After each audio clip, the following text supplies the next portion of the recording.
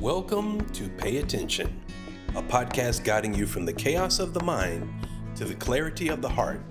Here's your host, Holly McNeill.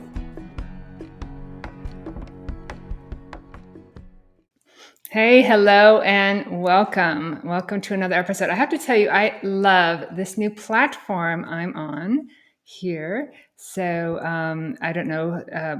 I'm probably pretty new. I'm new to the live scene, and such. We've had this one episode, today's episode.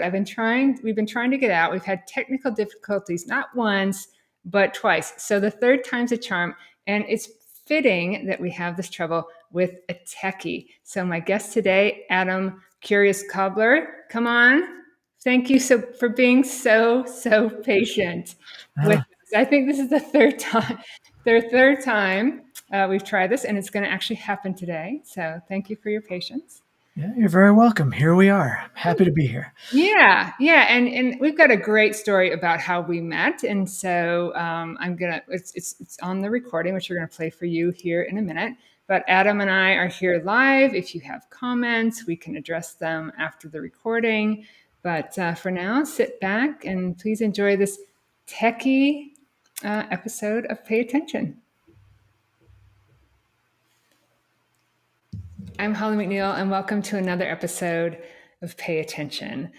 I'm about 25 episodes in now, and as I say, I just love this journey, and it's really starting to evolve, and the people I meet, and the interesting conversations that we have around paying attention to what's going on, not only in your thoughts, in your mind, but also in your body.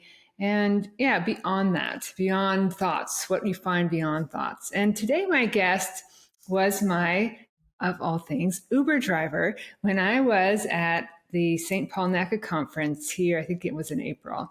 And in the short time we were in the car between the airport and getting to my hotel, we had a lovely discussion on mindfulness. And actually, he told me that he comes from a place of technology.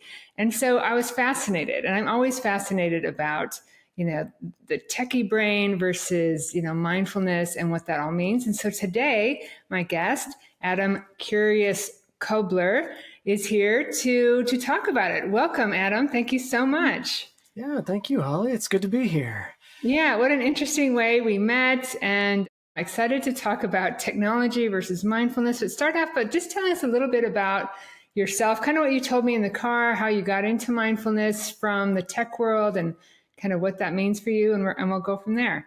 Sure. So, very high level overview. For me, mindfulness kind of came through a bit of a side road, I guess you could say. Okay. I have always been a bit of a linguist. I've been very curious, as the nickname indicates. And so over the years, just little bits and pieces of things have hinted at things like meditation, at mindfulness, and various different practices related to that. And I think it finally came to a head probably in the early 20-teens or so, shortly after college, when I finally decided to start meditating on a regular basis and just see what that did, see how that felt. And so even though you're heading in college, what's your degree in college? So I have 2 degrees, one in management information systems and the other in Russian studies. Russian studies. Okay. All right. So I'm trying to figure out how the technology, came in, but keep going. Yeah. So management information systems, for those that aren't aware, is kind of a combination of business and computer science. A lot less code, a lot more theory. Okay. So yeah, it's kind of how do you apply technology to business scenarios is what that major is about. Right. And so you have a business around that now. But yes, it's called Protagonist. Right.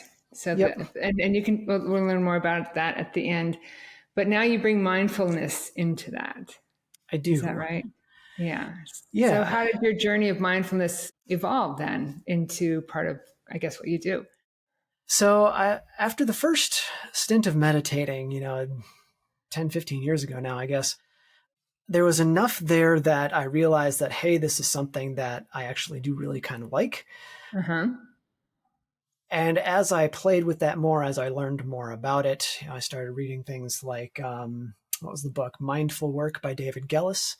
Mm-hmm. Read through that. I've read through number of works by David Hawkins, various other That's people. right. I don't mean to interrupt you, but that's what we talked about in the car, about reading Yeah, something over and over. Okay, it's all coming back to me now. Reading something, and when it speaks to you, you read it over and over and over again, which is how the brain learns, right? Which is how I mhm. suppose computers are programmed. But anyway, keep going. Yep. Repetition is the father of Everything. expertise, right? Yes.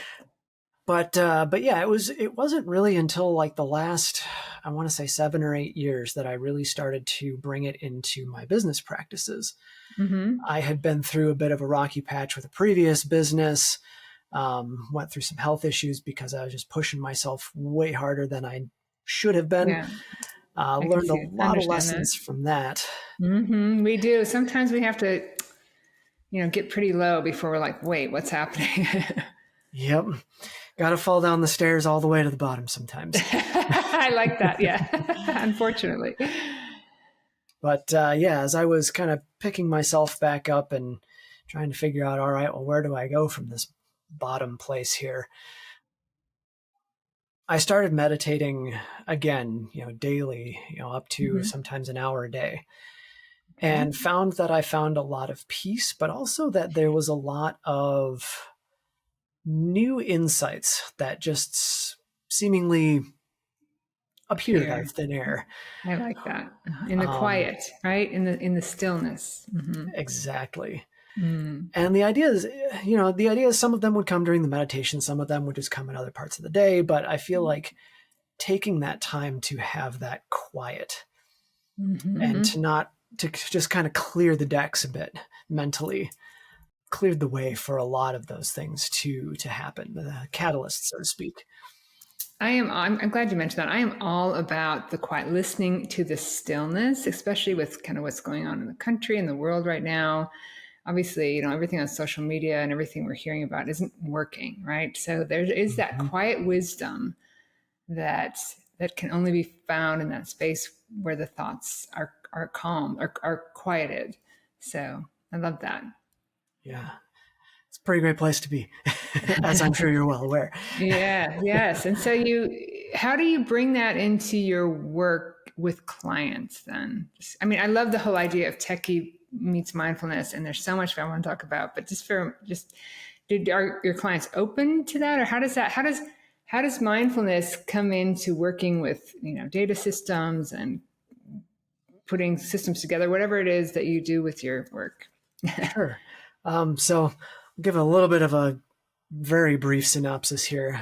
So I help ordinary people do extraordinary things as a team Oh, okay. through leadership development and operations consulting, Oh, okay. primarily in the technology spaces, but I've worked with a variety of other verticals as well. Okay. Um, so within that, the leadership obviously has a very direct correlation to mindfulness, Yes. right? Yeah. Or at least I think both of us would argue that it should. Yes, good. Yes. Mm-hmm. So especially in that side of my business, when I'm coaching people who are new to leadership, who are trying to figure out, okay, I've been a specialist my entire career. How do I actually lead people? Okay. Um, So you're taking techie people and trying to teach them how to lead? yes. So these are Excellent. people Okay. who have never like been in a position to lead other people before in really any Okay. capacity. Okay. So So you use I, mindfulness as a tool to help them find that. yeah. And so in some cases, some people really latch onto that. They've been very open to it. They've been curious Mm-hmm. about it. Mm-hmm. Other people, especially if they've got a longer technology career behind them, are more of the I live in a world of logic kind of mindset. Okay. Interesting. All right. And as I like to say, you can win chess with logic, but not people. Uh-huh. Uh-huh. And So do so, you find those people that are less open to it have a harder time leading? Do you find a direct correlation with that, or I guess it's just a different style of leading? yeah, I feel like it's really situational. In some Mm-hmm. people's cases, I've seen some people who are really great leaders whose teams love them, who have a very logical, very regimented system that they've built. Other people who have, similar fundamentals for their systems and logic and everything for leadership, not so much, not really seen as good of a leader. And so there's, much like leadership, I feel like the incorporation of mindfulness into leadership has a variety of different facets and interpretations. Right. Of course, it depends on many, many things, very situational, as you said. So, so your work in bringing mindfulness is for those people, primarily, like you said, in the tech world that want to become more than management and leadership. So I think that's a beautiful, I mean, I'm all about mindfulness, obviously, but never would. Yeah. Teaching people in leadership how to be aware not only of the thoughts in their mind and how that's affecting others, but also how others might be kind of feeling or thinking, and how to better, I guess, find collaboration and cooperation in that way. I don't know.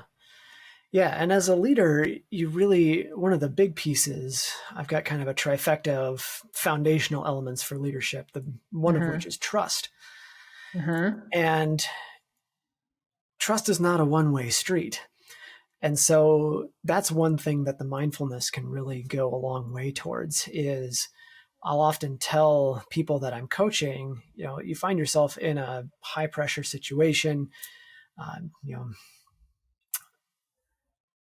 high stress with a client, or, a blown deadline, some sort of legal problem, you name it, that you're having to mediate with somebody on your team or maybe your whole team. Before you just start letting words flow from your brain out of your mouth, stop for a second and think about what's appropriate for the situation, even if it's for just like 3 to 5 seconds. And the vast majority of the time, the words that come out of your mouth after that pause will be much more effective and appropriate for the situation. I love that. Pause for a moment. Just instead of that reaction to their own emotions and thoughts, like just pause, right? What's going to help? I like that. And it's been pretty successful then? I seem to get pretty good feedback on it. I give people an acronym, TAP, take a pause. And that kind of has a physical reminder as well. If you tap your finger on the table, it's like, oh, all right, there we are. Yeah. You could do a whole podcast episode on pausing, on take a pause. I like that. Take a pause. Yes, absolutely. Yeah.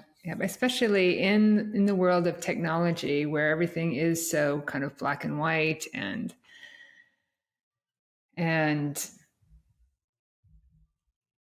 people, it's A plus B equals C, but maybe there's, just take a moment to see D, E, and F, and how that might play out differently. So anyway, love it. I love it. So since I have you in the techie brain here that's into mindfulness, I'd love to talk about kind of the comparison of kind of computer and technology and the mind itself, right?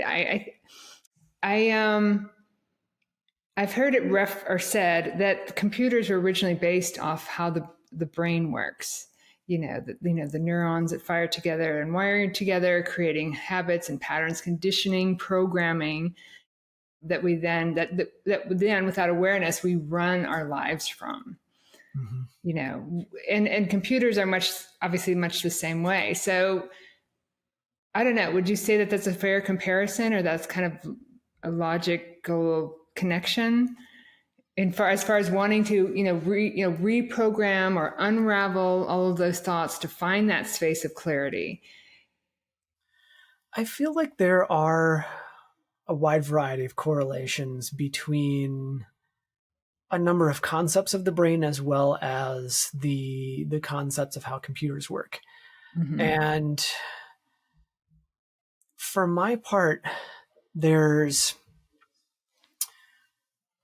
I feel like in society as a whole, especially in more recent years, there's been kind of this trend to set and forget things.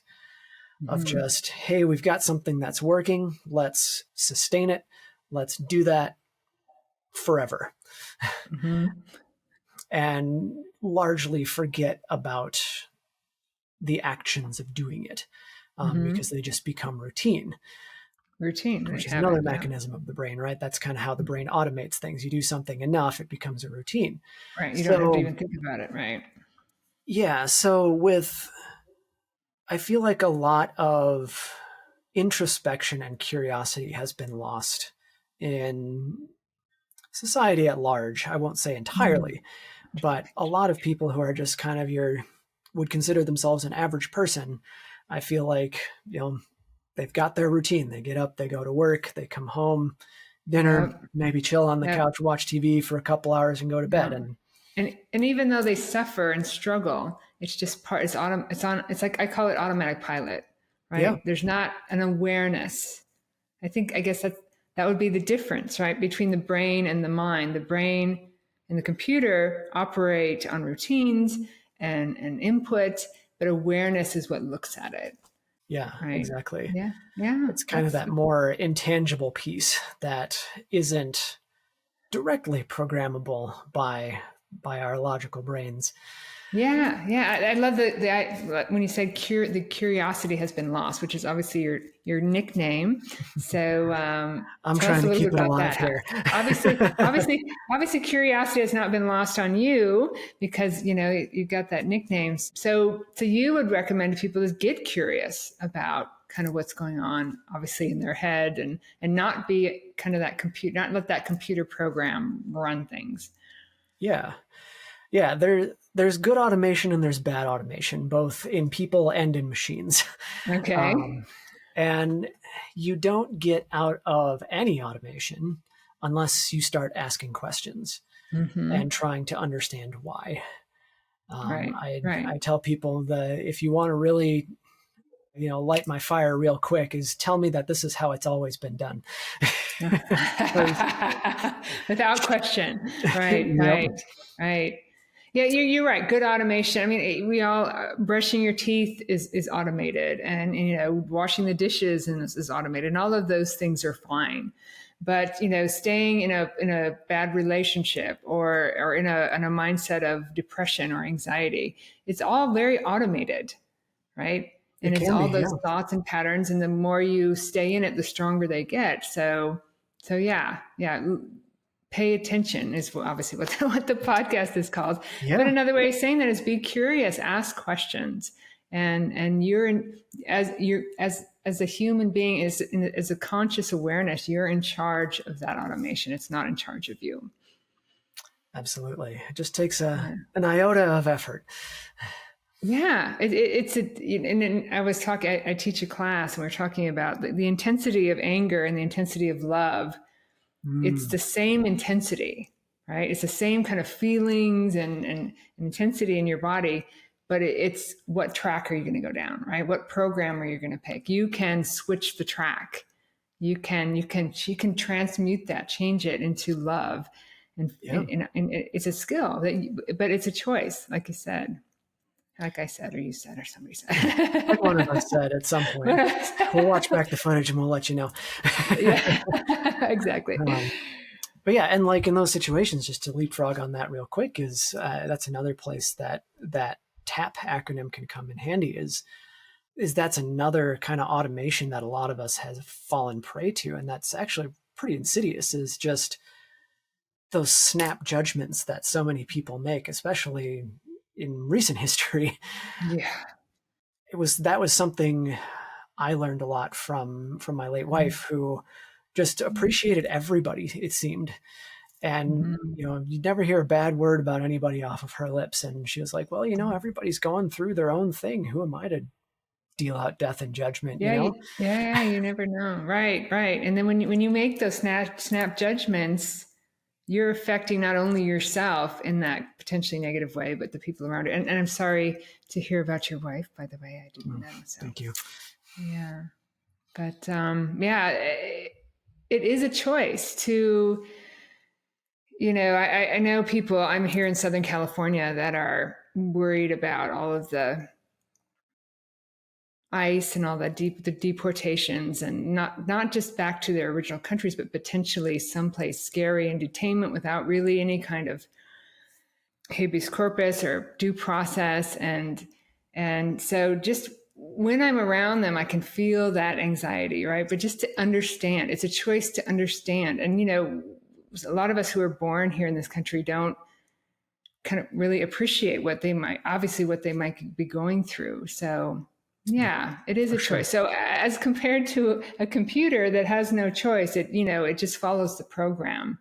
I guess that would be the difference between our computer brain and the computer, is that we have the conscious awareness to question it, to make choices, and to unravel a lot of the beliefs that aren't true, the things that may be routine but don't actually function in a way that help us, and find that clarity as stillness. So yeah, and there's so many different ways to do that.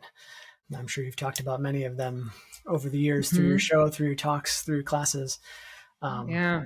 So I imagine you have some good resources for people to tap into for those. Yeah. Well, my teachings per love, one PER stands for pledge to make the habit of watching your mind, evaluate what's in there, and then recognize it, because there is that moment when that stuff comes up before you head down that rabbit hole that you can say stop, right? Take the pause, take a pause and question it. And it's a training, it's a habit.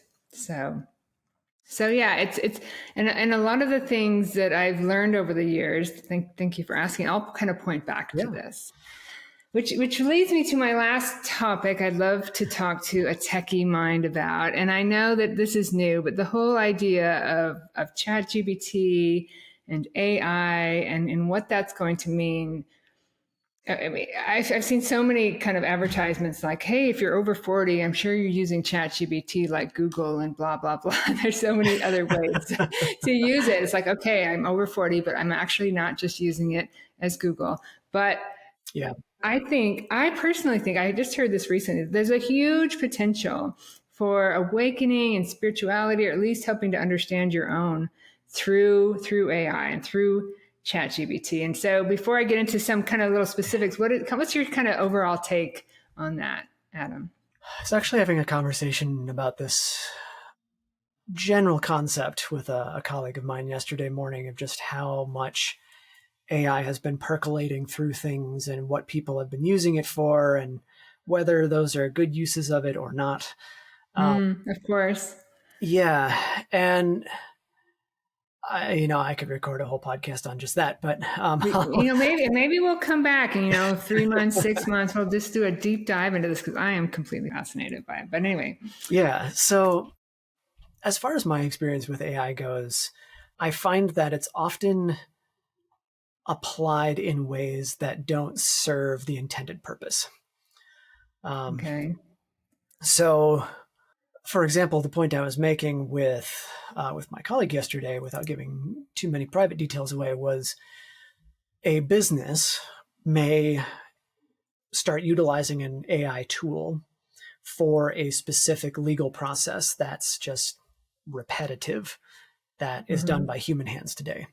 They get rid of that person's position, and then they just take whatever the AI spits out at the end of that process as true or real. When in reality, there was an intuitive part of that process that can only be done by a human brain, a human mind, that really needed to at least be done before those results were considered complete. Yes, I could see that. There's a danger, you're saying, and AI is just, it says, right, AI, ChatGPT makes mistakes, right? Yes. So to bring it back to kind of, I mean, I've heard people say you can get your whole astrological charting done on that, and AI would have the capacity to study all types of, Buddhism, Hinduism, all kinds of things without judgment, right? That's kind of what I've heard, and also the emptiness, right? The egolessness of AI, right? And so in that respect, There is, I mean, even for, and I'm not going to, if someone will send me a book for the podcast, I'm the world's slowest reader, right? And so if I have the PDF, I put the PDF in AI and I'm like, can you summarize this for me and tell me, how that relates to what I'm doing? And, but what you're saying, and it's true, is that it's not, there is no conscious awareness in there, right? It's all a bunch of, it's all accumulating from, I guess, human knowledge, right? And so you have to question it, and you have to, it's an amazing tool, but you have to use it with you have to apply your wisdom. You don't want to be praising the tool. You want to use it as a tool for your own advance in awakening or spirituality or anything really. Exactly. So my recommendation, using an AI tool for anything, much less mindfulness or spirituality, would be, before you start throwing out queries to whatever AI tool you use, whether it's ChatGPT, Gemini, what have you, give some thought to exactly what you're hoping to get out of the AI experience. Because AIs are only programs, very sophisticated, often sophisticated programs. I won't say all of them are very sophisticated, but they are going to react differently based on the language that you use to ask your question. That is right. And so at the very least, you want to be mindful of the words and the structure that you're using to try and get to your end result. And then second, your end result may not be the first answer that you get. You may need to expound within the AI off of your first, next, third result. In order to refine, in order to delve, in order to just polish what the AI is feeding back to you. And it even gives you suggestions. Would you like me to look at it this way or that way? Exactly. But your point is that it's still a computer, right? And we still need to question, like your brain, like the automated habits or conditioning in your brain that you need to question. You also need to very much not only question what is coming up, but really make sure you are giving it the information that you want to find, or sending it in the right direction by wording what you want correctly. Yes. It's such a powerful, powerful tool, fascinating, but again, a tool like the brain compared to conscious awareness. This is another tool, another brain, I guess. Right? It doesn't replace the intuition, the awareness, the mindfulness. But it's a network of connected data points, much like the information that lives in our own heads, right? Right. Like that. Right. And except in some way, and obviously it can read and it can gather and it can summarize a lot faster than this tool that we have. But just to be aware that they're both tools. I love that. Yep. And also always remember, AI does not have intuition. Yes, which is humans' most powerful tool.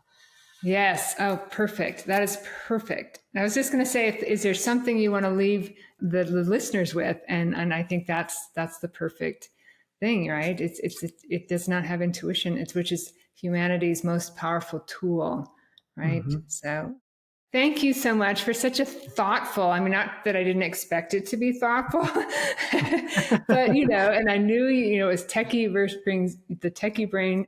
And we didn't even get to the fact that you used to call yourself the clockwork.